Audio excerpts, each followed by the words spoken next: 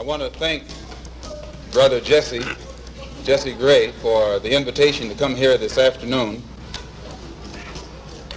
and participate in this rally, which I believe is for the good of the community, the good of the black community. And anything that's good for the black community, the white man should realize it is good for his community. Jesse Gray is one of the key persons in the Harlem area, primarily because he's dealing with one of the key problems, the problem of housing. It doesn't make any difference what else you have. If you don't have some place to rest your head, you're in bad shape. Here in Harlem, the reason we say that housing is such a key problem, when you live in a poor neighborhood, you're living in an area where you have to have poor schools. When you have poor schools, you have poor teachers. When you have poor teachers, you get a poor education. And when you get a poor education, you are destined to be a poor man and a poor woman the rest of your life. Poor education, you can only work on a poor-paying job. And that poor-paying job enables you to live again in a poor neighborhood. So it's a very vicious cycle.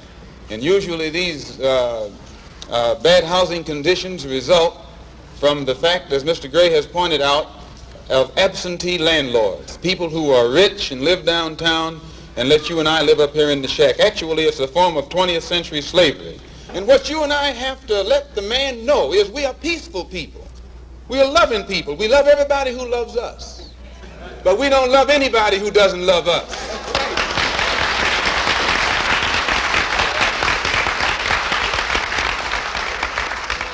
We're nonviolent with people who are nonviolent with us. But we are not nonviolent with anyone who is violent with us.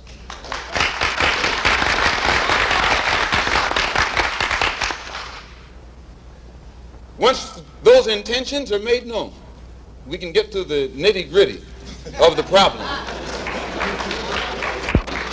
We can get to the core of the problem. We can get to the root of the problem.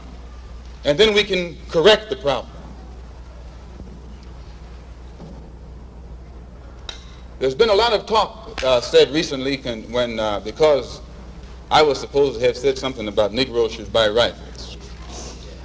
White people have been buying rifles all their lives. No commotion.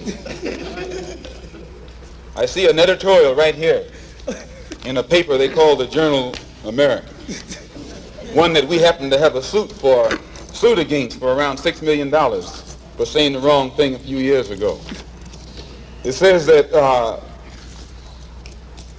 we're supposed to be organizing some kind of Negroes to arm themselves with rifles and shotguns for self-defense. America is based upon the right of people to organize for self-defense. This is in the Constitution of the United States. You read it for yourself. Brother James had the Constitution. He brought the Constitution in with him. I don't know why. What is that now? What article is that?